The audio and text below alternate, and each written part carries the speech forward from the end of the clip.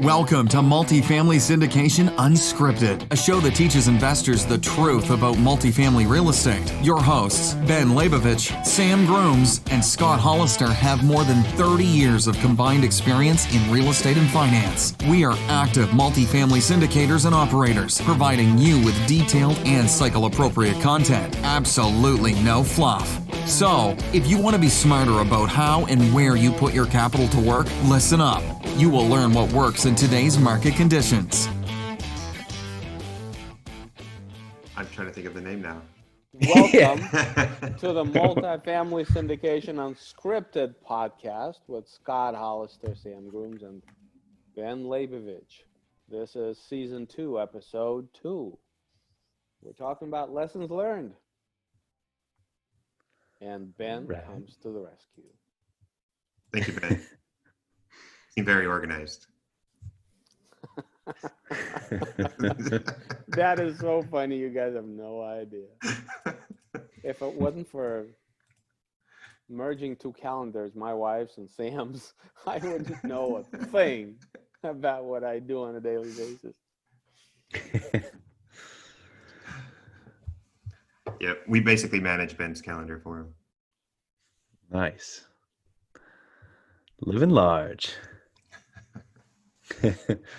Let's jump into My highest and best use is to make sure the dishes are clean. Okay? Syndication and all of this nonsense, that's my side hustle. My taking the kids to drums and piano and school and dishes and help some food prep and things like that. That's my highest and best use, those things. Okay? Ben doesn't even have bank account access. Well, I have access, but I don't know what it is. You have theoretical access. I have theoretical access. Well, it's better that way. I keep losing fucking money. I mean, it's always been that way in my life. It's like, and it's not that I'm losing and I have less. I have more than I think I have because I keep misplacing shit. I don't write it down. I don't, my wife does it. Early on in our marriage, she decided, listen, just let me do it. I said, okay. You know what's bad? And then we said, I don't write it down. Yeah. The last time I had anything to do with bookkeeping, I was still writing shit down in my little checkbook. Okay. Remember those checkbooks where you had the little table, in the front before you get to the checks? You're supposed to write down every check number, you check them out. So that's the last time I had anything to do with it. Well, that was the old school days. I feel like that was, 15 years ago. Well, I don't know. I think that's the older generation, Ben. That's when, your grandfather wrote down every single detail, since the 40s. Last time I filled the oil tank. That was me, except I wasn't any good at it, so we kept missing money. Nice. So Sam does it for our businesses. My wife does this for my other businesses and her business and our family and everything. I have no. You haven't made, Ben. No ability, no desire, no. Yeah, sometimes I wonder if he's just playing dumb so he doesn't have to do anything. Wise Shut man. up, dude. Don't give all my secrets out. Come on. Right. Let's roll right into management. So process of purchasing it, closing on it. Now we've got to manage the asset. So what's that looked like since the first one? Well, let's talk about the process of purchasing, though, because we kind of talked about the big picture, the setting, the mood behind the whole thing, right?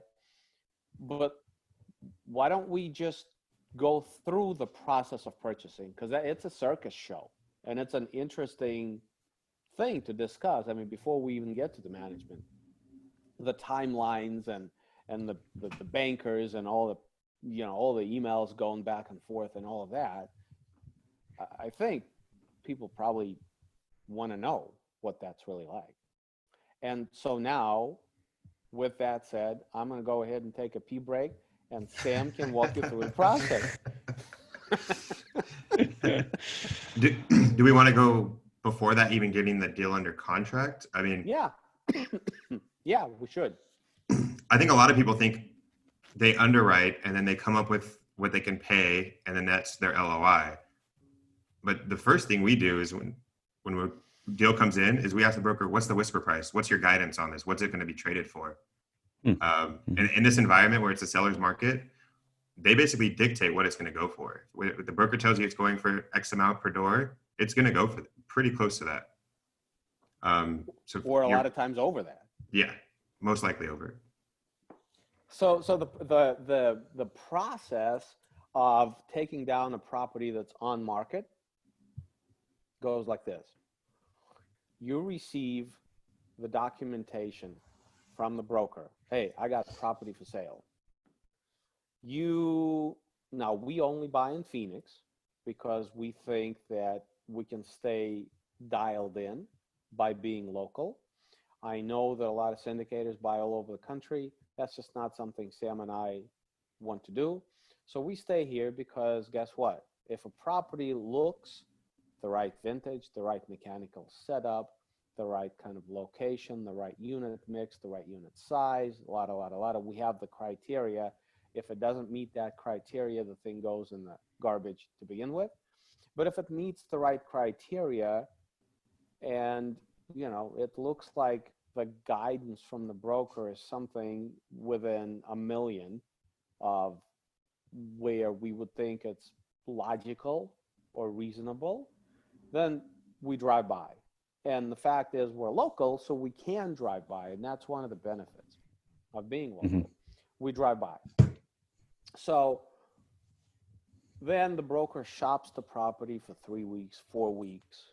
You send out a few emails, you start underwriting, you start putting it through the meat grinder, you start wondering about what kind of CapEx needs done, when was the roof replaced, when was the, whatever, okay? A month goes by. Now it's the call for offers date, okay? A week before, the broker will send you an email saying, hey, I've scheduled the call for offers on such and such date. Okay, call for offers in the commercial space initiates with a letter of intent, LOI. LOI is not a binding document on either side, but it is a document that outlines the bullet points of the transaction. How much are you willing to pay? When are you willing to close? How long do you want for the due diligence period? What kind of earnest money deposit are you willing to deploy? Are you willing to make any of it non-refundable on day one? Things like that. So it outlines the bullet points. Everybody, all of the competitors submit this LOI. And that's where the dog and pony show starts.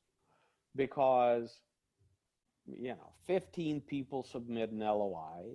Out of them, probably half of them, the broker doesn't know who they are, or the offer is so low, there's no chance it's going to go anywhere. So half of them get tossed. The other half of the people are invited into the second round. And you sharpen your offer, you make your offer higher. Okay. And then that's going to happen again. And so that's important. So you don't want to go as high as you can on the first round. You want to leave yourself room to go up because it's going to be expected of you. There's strategy involved. So you ask yourself, hey, if the broker is whispering this thing's going to sell for $14 million, do I make my LOI $14 million, or do I make it $13,250 or $13,750? What do I do? Mm-hmm. Okay. And sometimes you can get the broker to give you that number. What do I need to offer to get into best and final? Because that's my only goal right now, is to get into that second group. Mm-hmm. Yeah. And sometimes they'll do it, and sometimes they won't. Yep. And that buys you time to kind of take a deeper dive in the property. Yeah. Well, not only that, allows you to come up in the next round. Mm-hmm. Yeah. By then you should know because you've had your 3 weeks or 4 weeks to underwrite and massage your underwriting and do all that. So you should know the property forward and backward. Now we can talk about CapEx. That's a wholly separate conversation again, because Sam and I have a strategy that we know how much it's going to cost without even seeing the property. but we can talk about that separately. But that would be the only thing you don't know is how much work do I got to do to this thing to get my business plan to perform. And you don't know what that dollar amount is to be incorporated into your underwriting clearly because you haven't seen the property aside from driving by it, walking the property maybe, unsolicited visit, so to speak. But, you know, this LOI stage, this first round, second round, you know, and then they tell you, okay, this is going to be the last round. It's a telephone conversation. There's 4 people invited. The seller is going to talk to you. The seller wants to get confidence around how you're going to get the equity, how you're going to get the loan. And you invite your banker who says, I've done X number of deals with these guys. We have several quotes for a loan package. The seller has received a packet by then from us, which the seller will very often invite or request sort of a resume type thing. What have you done? How much have you raised? How many properties have you bought in the last year? Have you ever retraded? Have you ever backed out? Those kinds of questions. So the seller will have that, and part of that packet, you know, if we have an offer from a lender, what they call it a term sheet. It's not something that would end up sticking because you then, after you get the contract, you negotiate that term sheet with the lender. But it's something that tells the seller that you are a known commodity to the lender. You're not doing this for the first time, and chances are good you can close the loan. And so you invite your mortgage broker to this telephone conversation. Of course, your real estate broker is on this conversation. And then you think that's it, they're going to decide. And then you get a call from your broker saying, hey, here's the deal. Can you come up 50 grand more?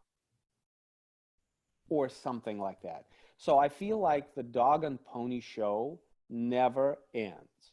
I mean, it just never ends. It just keeps going and going and going. And recognition of this fact impacts your strategy. I can't tell you the answer on how to behave in this environment and how you know, based on what the kind of the whisper price is, how much do you offer in your initial LOI? There's no rule of thumb here. There's no rhyme or reason. You just have to stumble in the dark until something works, and what works on one deal doesn't work on any other deal. But I'm just describing to you the process, the dynamics of the process. It's a circus. Okay. So we've gotten into that final and best round. What's that look like for you over those deals? Samuel?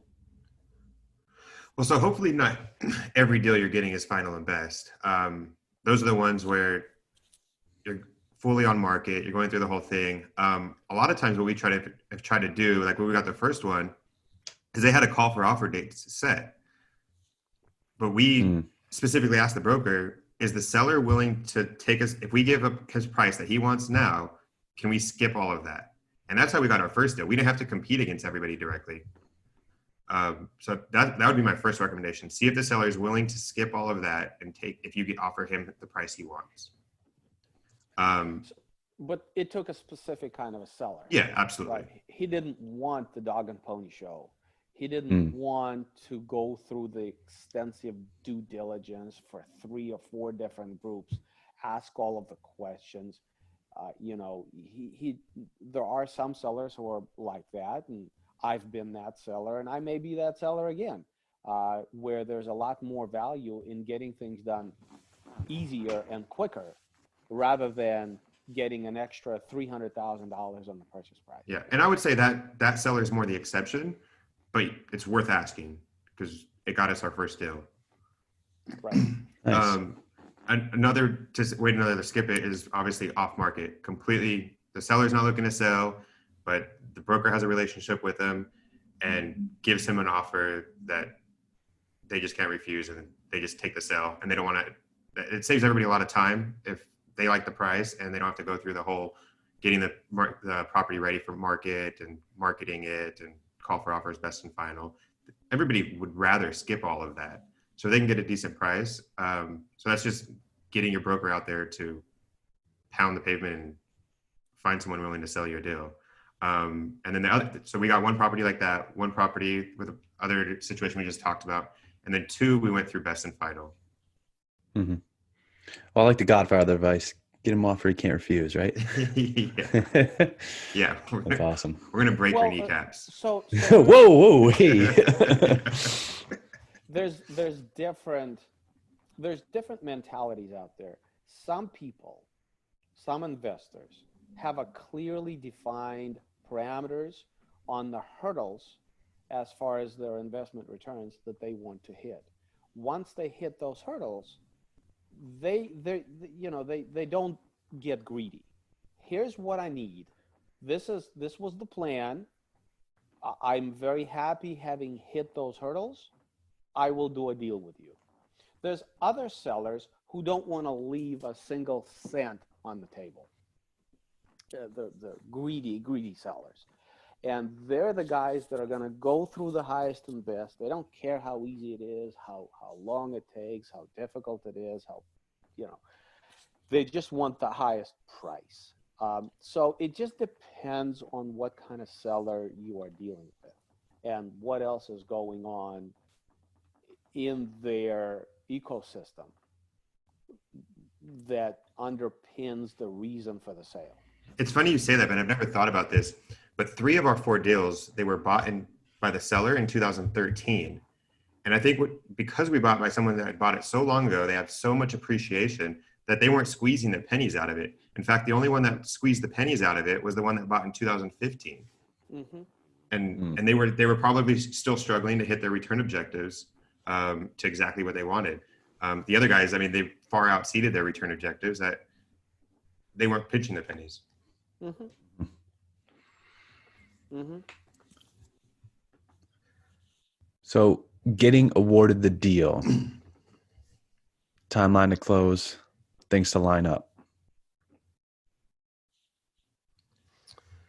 A lot. So basically the way it works with us is I focus 100% on the fundraise and Sam basically does everything else. I am part to the due diligence. I am there at the due diligence. I communicate with the property management. Sam and I are both involved in understanding the scope of our remodeling. But aside for that, transactionally, that's business plan aspect of what we're doing. Once we understand the scope, from that point, Sam takes it and prices in the scope and lines up people, and that's all his wheelhouse. So aside for that, I am 100% focused on the fundraise, and Sam is 100% focused on the mechanicals of getting the deal from being accepted to having a complete DD. And I'm involved in that aspect, but that's the only aspect. Everything to do with lawyers, with bankers, with assessors, with appraisers, everything, all of the other mechanical aspects of closing the deal, that's on him. So he can speak to all of that much more so than I can, because I literally, and it's just not my strength, and he's wise enough to recognize that I just make things more difficult than necessary when I get involved in them. So he just takes them. Again, does he do it on purpose so that he does not involve? I'm just kidding. Well, and the way I see it, it's difficult to say what's more important. Clearly, without money, there's no deal closing. Right. Clearly, without bankers and attorneys being on board, the deal isn't closing. So you need both. But and I've thought like at the beginning of what's more important. Now it doesn't even matter. Without both, the deal's not going to be closed. Mm-hmm. Right. But I am much more likely to drop the ball on some kind of email going out that doesn't go out. It's supposed to go out, the closing title. Or, you know, I know this about myself. And so I just recuse myself from that. And Sam takes care of it. That's good. Play to your strengths. So, Sam, any systems or processes that you've kind of used, and are you looking into, using a higher end software? I know they're expensive, but what does that look like, that growth, and what did you learn from, deal 1 to deal 4? So you can use basically like a project management type software. I really like Excel. A lot of people don't have the relationship that I have with Excel and can create anything you need in it. But you can create all the checklists and everything, reminders and everything in Excel. So I handle mostly that. A lot of with the lender side, you can have your mortgage broker go through that whole thing, go that whole process with you. The lender will give you a list of every document that you need. That's going to be in Excel. You can you'll keep a track of everything that you've given them, the status of everything, when everything's coming. But on the other side, there's a lot of things that you have to start setting up immediately that until you've gone through it, it's almost, you're not going to have a list or something to go by. You're going to learn a lot in that first closing of what you need to get done. So so some of those things that I have on my list is obviously you get to get your SEC attorney involved immediately to start setting up the syndication, because you can't do anything. Let's plug her. Let's plug Jillian Sidoti. Yeah. Crowdfunding lawyers. They handle all of our SEC stuff. So her partner is Gene Trowbridge, who basically wrote the book on syndications from the financial side, from the law side. And I think they're the best syndication attorneys out there. So a lot of the new laws, they have like a Reg A+ for crowdfunding. We haven't done that, but she's one of the leading attorneys in the country on it. So if you're going to look for an attorney, I would definitely recommend them. They're based out of California, but they work all over the country. We actually found out after our third deal with them that she's now the attorney for Grant Cardone as well. Oh, nice. Yeah, and that book, though, It's a Whole New Business, is a phenomenal book. I mean, that's extremely detail oriented. Yeah. It teaches you how not to get in trouble with the SEC. And then she got on to Bigger Pockets. Somebody asked, who's your biggest client? And she goes like, well, there's Grant Cardone, there's Ben Leybovich, and Sam Grooms. Now, I'm not sure why we were in that list, but we made the cut. I was like, Sam, we can be done. We're done.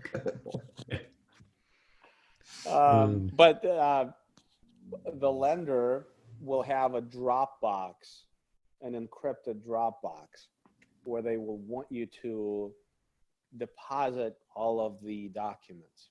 Mm-hmm. The only access to that Dropbox I have is zero. I take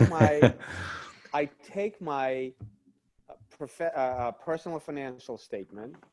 I send it to Sam saying, don't look at all the zeros, just put it in the Dropbox, because they want that. That's it.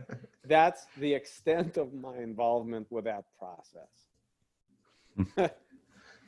Oh, so actually the first thing you need to do is you need to get your real estate. So you have two different attorneys. You have your syndication attorney setting up all of the partnership, the stuff with the SEC, the registration. But you need a real estate attorney to get your PSA and closing through. So the actual transaction. And so you're going to need to go, after you get an LOI accepted, you're going to need to negotiate a PSA. There's going to be a lot of back and forth to get up to 2 weeks or even more to go through all these business points. So get your real estate attorney involved. Again, we found ours on a referral from our lender, and he's been great so far. And let me pick up on something you said. Guys, I'm sorry, we're less organized this time around than we were in season 1, but I'm going to take a step back. Yes, it takes a week or two to transition from here's an accepted letter of intent, that's the seller saying, I'm going to work with you, to here's a fully executed purchase and sale agreement, which is contractually obligatory on both sides. You're raising money during that time. What does that mean? You don't have a signed PSA. But let's say 10 days goes by or 2 weeks goes by, and the LOI is generally going to specify the period of time you must produce a signed PSA. So the seller doesn't want to spend 40 days negotiating the finer points of the purchase and sale contract. They want, okay, I'm going to choose you. You've got 10 days. Let's agree on everything. Get your attorney engaged with ours. We're, let's agree on everything. Let's go. This is 10 days to 2 weeks, and you're not going to waste this time. You're not going to push the property out there, the offering memorandum, because you don't have it under contract. So you don't have it under control at this point. So it's kind of dangerous to kind of let the world know. But you are probably going to share it with some key people, key investors, and begin the process of raising money for this property. Now, at the same time this is going on, very likely you are either already doing some due diligence, physical due diligence on site, if you have an early access agreement, which we can talk about that later, or you haven't done any due diligence. So how can you push this property out? Well, the level of confidence required in order to basically know that nothing is going to materially change from the LOI to the PSA comes from that access to the PM and to the construction people and to all of the people that essentially Sam and I, when we submit our best and final letter of intent, we are essentially 99.9% sure of what this property is, what we're dealing with. We're not going to be backing out, and our underwriting contains plenty of dollars that are not allocated to anything else, so that if something comes up, we can just absorb it into the CapEx budget. So we're essentially, long before we sign the PSA, we're sure that we're not going to back out. Mm-hmm. Okay? So how do you get to that point? How do you, and it's a conversation that goes back again to the relationships that you've established. And this was true on the first deal just as much as it is on the next deal. So this isn't, you can't have an excuse of saying, well, I can't do it. This is my first deal. I can't. No, yes, you can. You're going to have to. Mm-hmm. So logical next step, moving forward. Even before you get the PSA, I mean, we start working on, Ben mentioned it, the investment summary, the OM, whatever you want to call it, the prospectus that's going to go out to investors. You're going to want to start working on that during that time. Start getting quotes from insurance. If you're pretty sure that you're going to get under contract, we will start forming the LLC, the partnership, because it's easier if you can just use the LLC name in the PSA by the time it's finalized. Start opening bank accounts, just going through that whole process. A lot of managerial tasks are involved. Yeah. And then on my calendar appears 11:30, Wells Fargo, Scottsdale. Yeah. And that means that we're setting up accounts and my signature is required. Yeah. So I got to schlep all the way from Chandler to Scottsdale, like a 40-minute drive in my Tesla. It's a horrible life, Scott. Absolutely atrocious. So I live in the middle of all of our properties. I can get to any property within 25 minutes. And Ben lives outside of that circle of all the properties. So it can take him it's 40 to 50 minutes. Yeah. Nice. So Time to move. process of collecting the funds. When's a good timeline before close if you have commitments?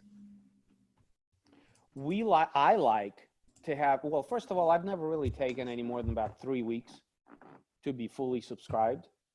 And that's if we're raising, 7 million. If we're raising 4 to 5 million, I can get that completely done within 2 weeks. but I certainly want to have all of the money in the accounts, by and large, within a couple of weeks prior to closing. Yep. Mm-hmm. Any last minute hiccups between those couple weeks that you've can share with us? Something I can help someone else. Tell me about hiccups, because I freak out at hiccups. So he's just like, I'm on a need to know basis. You know, if something happens paperwork wise, he's dealing with attorneys and brokers and all that stuff. I'm not involved in most of it. Here's the dynamic.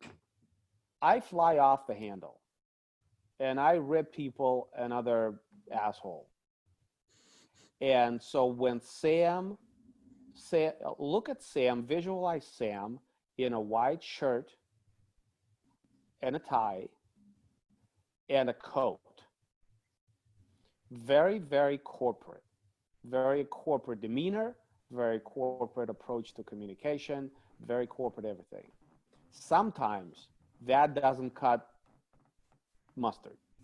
And at those times, I will get an email, because I try to stay on the sidelines for the most part. But when somebody really needs a kick in the ass, whether it's the broker or, you know, whatever, I mean, I don't hold punches, and they know that by now. Yeah. So I send a text or an email to Ben and say, Ben, can you get involved on this? and usually stuff gets settled out pretty quickly when that happens. Yeah. Listen, all these guys make money when we buy buildings. Nobody wants to have a silly thing get in the way and to damage a relationship. And so my messaging to people is this: my job is to provide you with the equity I need to close and provide you with all the documentation that is needed. We have done that between Sam and I. We've done our part. If you fuck this up, we're not doing business again. Beep. And we missed that one. Yeah. You know, I don't mean to, it's not a high horse thing. And that's why I stay out of it for the most part and let Sam handle it very cordially and professionally and everything else. And it's not like I'm going to swear on this call or with the email, although sometimes I do. But I am very much more forceful in my delivery. Always have been, always will be. But the thing is, when I think something is not fair, that just completely, I blow gaskets. Mm-hmm. And if I've raised the money and Sam has provided everything and bent over backwards, and Sam is so extraordinarily organized. He does most of the things that typically, traditionally, other people would do. The closing agents or the brokers, they typically do things for buyers that Sam just handles. So we are an ideal client for all these people. We're easy. We've never been short on equity. We've never taken too long to deliver any kind of paperwork. We do our shit. We get things done. So at that point, I don't think it's fair that we are performing like at this 100% capacity and somebody else is going to jerk us around. And I'm going to tell people that. And if you're going to be like that with us, we're going to go someplace else. And to go back to your question, Scott, you're going to finish, Ben? Go ahead. Yeah, go ahead. So to go back to your question, every deal and every closing, there's going to be something to jeopardize the closing. And it's just having the right people on your team that can handle that. Like the last one, Suncrest, that we bought, we were dealing with a seller who had backed out of a previous closing after money was hard, but just by a technicality. And I think the person was 2 hours late on approving the DD period. And and he kept their money and backed out. And that was the reputation. And we didn't want that to happen with us. So something came up with title 2 days before closing. And they said that it wasn't going to be cleared until after closing. And the lender's working with the seller's attorney, everybody's involved. And nobody can come up with a solution. But our mortgage broker, who gets money when we get closed and doesn't get anything for all of his time that he's invested in if we don't, gave us a great real estate attorney. And he was able to find a solution to appease everybody, including, and title was, the escrow company was the one really pushing for us to have to extend closing, was able to work with their attorneys too, to allow us to find some exception to still close on time and then do some post-closing work on title. And nobody else could think of that except for the attorney that our mortgage broker recommended. And so it's just having people on your team that are, again, we're going to get you through those hurdles that will come up on every single deal. That's great. Sounds like a keeper. Keep that attorney close. Yeah, he made his money on that one. That's awesome. Yeah, and I think, Ben, what did we have tied up on that one? 250, 300,000. So imagine if we didn't have that guy on our team. More. I think it was about 400,000. Was it 400? And so we're talking about a hard deposit. Yeah, money's hard. Yeah. And if we don't close on that day, the seller could walk away and keep that money. And it looked like that was about to happen. And so without that guy on your team, I mean, you're talking losing 400,000 just like that, and then him going back to market and selling to someone else. Yeah, so that goes back to all those people who want to syndicate. I mean, let's rewind this. We could have lost $400,000. And that's Ben and I. We're not taking, that's not investor money. That's not anybody else. That's Ben and I's capital. Yep. That's the market right now. This isn't for the lighthearted. This isn't, I mean, seriously, this isn't, you got to have intestinal fortitude to this. I don't know if we've ever talked about terms, but usually we go hard day one. We don't have a finance contingency. None of those extra contingencies really. And sometimes we do a ramp up after DD that we go hard on day one, and then after DD, we go hard on another 150, 200,000. That's what you have to do to get deals in this environment. So on that first one, did you have a financing contingency? I don't think we did we? I don't think so. No. Okay. I'd have to go back and look at the LOI, but I don't think we did. And that's a direct market result, correct? Yeah, and so every market's going to be different. Yeah. We're in Phoenix. Phoenix is extremely hot, really competitive. Mm-hmm. So your terms and your offer have to be pretty aggressive. Yeah. So moving past that, getting on that closing day, that first closing, can you remember what it felt like? It feels amazing. I've been working on that for 5 years.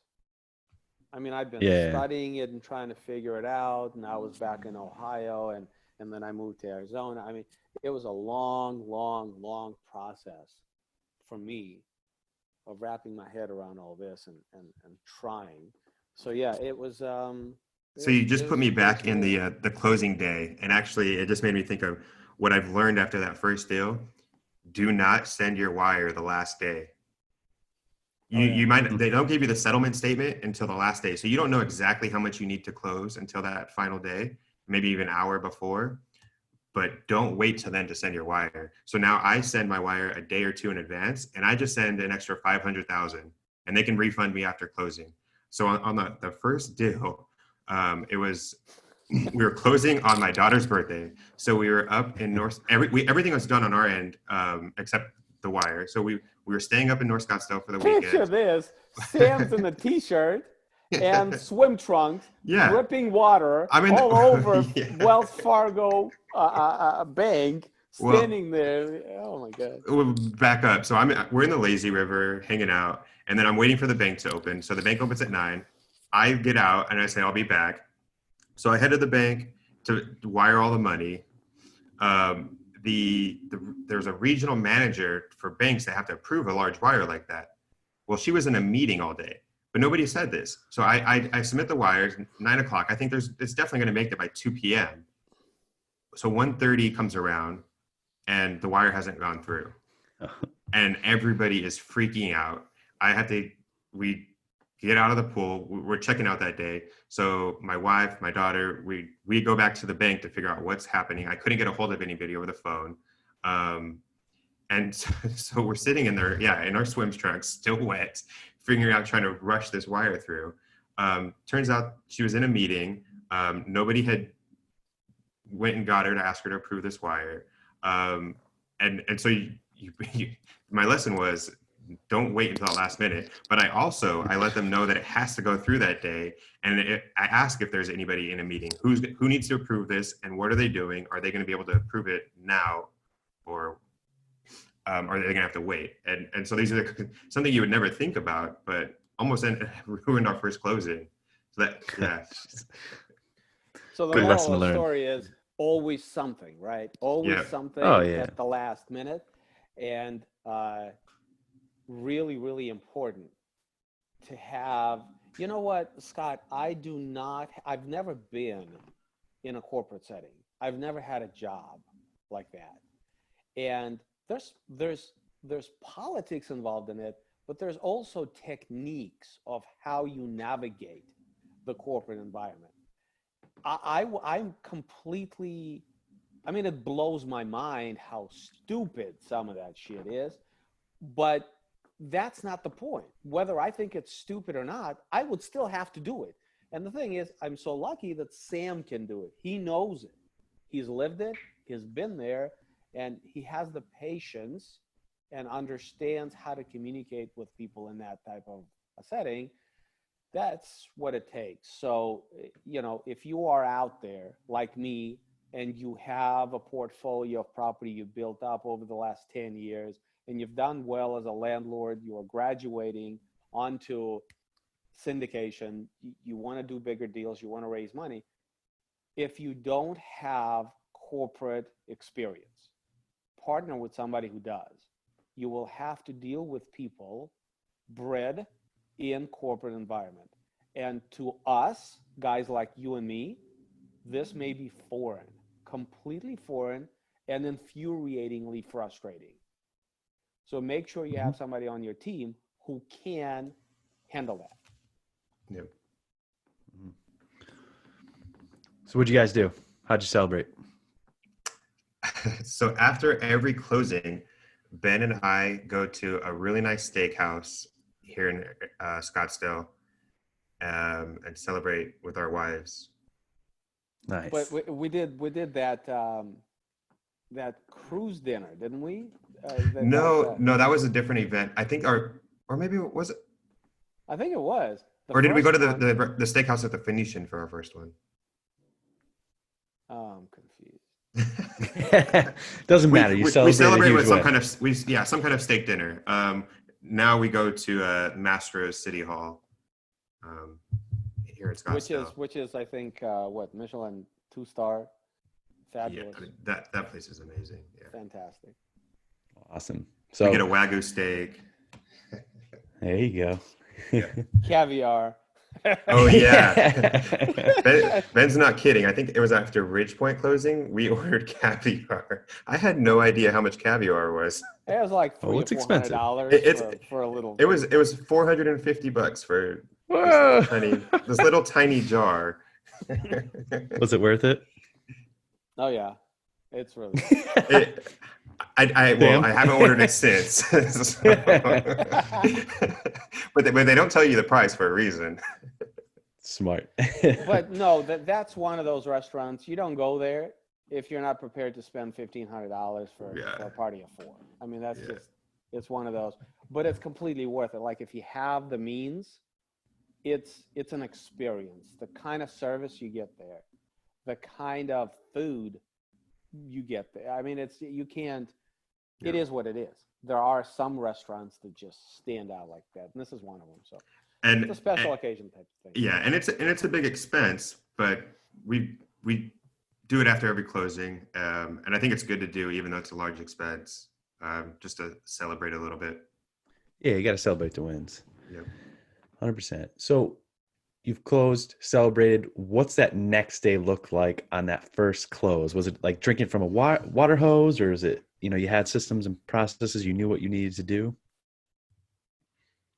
We didn't know. The first one we didn't know.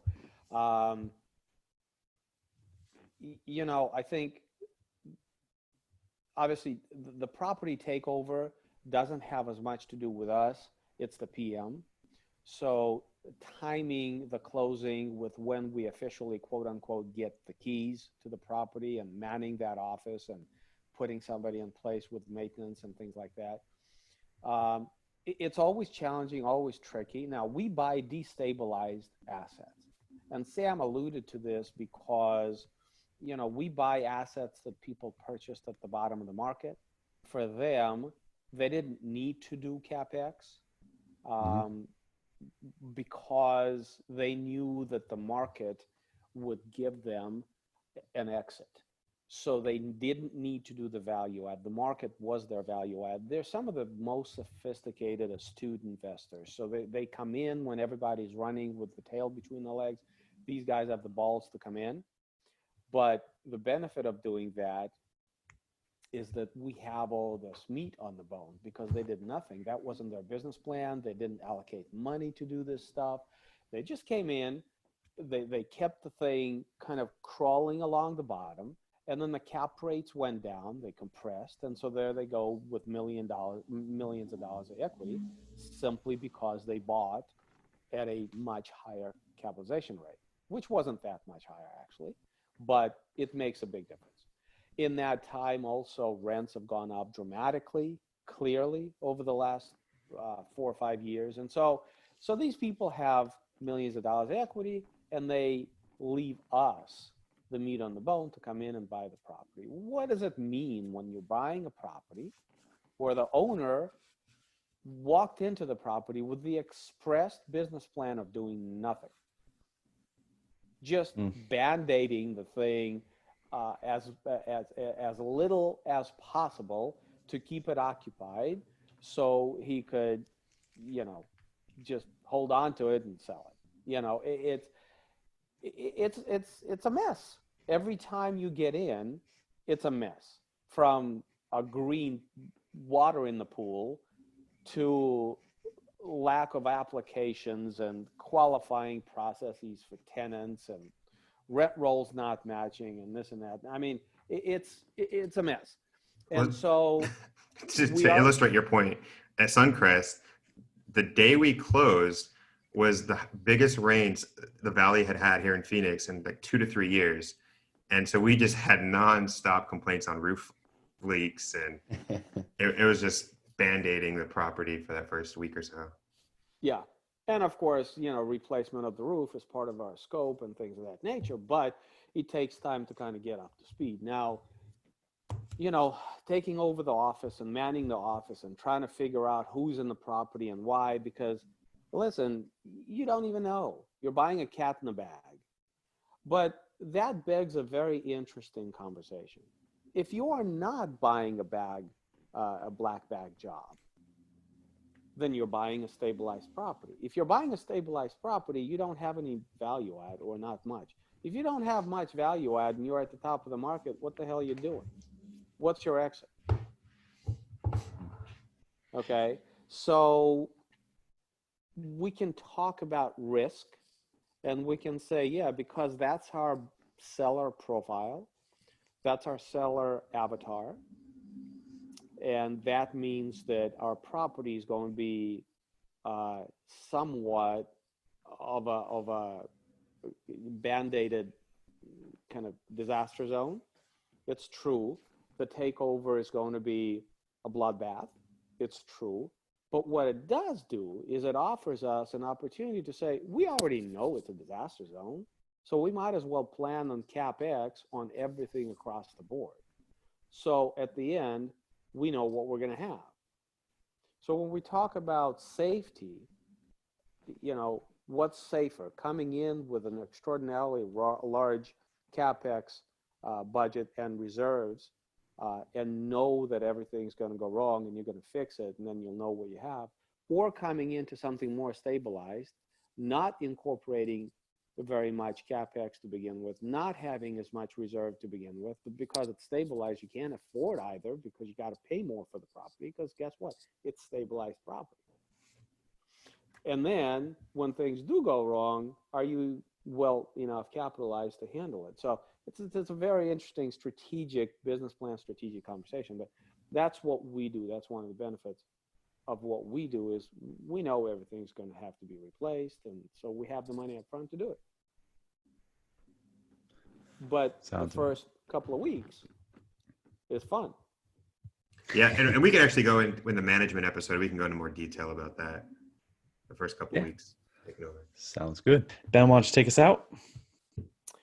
Ladies and gentlemen, this has been Multifamily Syndication Unscripted podcast with Scott Hollister, Sam Grooms, and Ben Leybovich. We're in season 2. This was episode 2.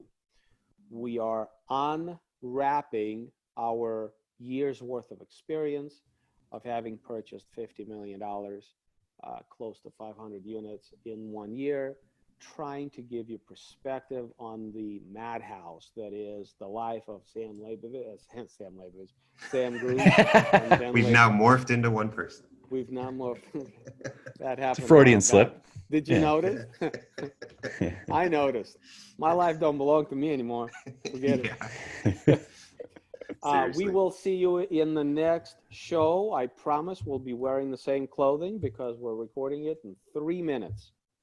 Talk soon. Thanks so much for listening to this episode of Multifamily Syndication Unscripted with your hosts, Ben, Sam, and Scott. If you enjoyed today's episode, please leave a review and subscribe, and we'll catch you next time on Multifamily Syndication Unscripted.